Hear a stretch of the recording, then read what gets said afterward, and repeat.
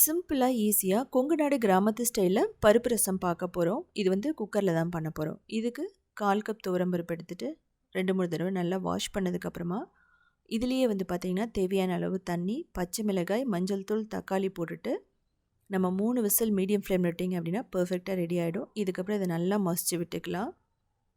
இது வந்து பாசி பருப்பு கூட நீங்க போட்டுக்கலாம். துவரம் பருப்பு பிடிக்கலன்னா. இதுக்கப்புறமா பேன்ல எண்ணெய் ஊத்திட்டு, கடுகு, ஜீரகம், பூண்டு, வரமிளகாய், பெருங்காயம், அதுக்கப்புறமா கறிவேப்பிலை இதெல்லாம் போட்டு நல்லா வதக்கணும்.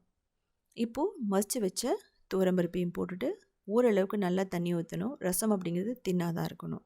இதில் உப்பு போட்டுக்கலாம். அதுக்கப்புறமா ரசப்பொடி போட்டு ஒரு கொதி வரணும். இதில் நம்ம வந்து புளி போடலை, நீங்கள் தேவைப்பட்டால் போட்டுக்கலாம். ரசப்பொடிங்கிறது கொத்தமல்லி, ஜீரகம், மிளகு இதை வந்து அரைச்சி பண்ணுறது தான். ஒரு கொதி வந்தோடனே கொத்தமல்லி போட்டு ஆஃப் பண்ணிடலாம்.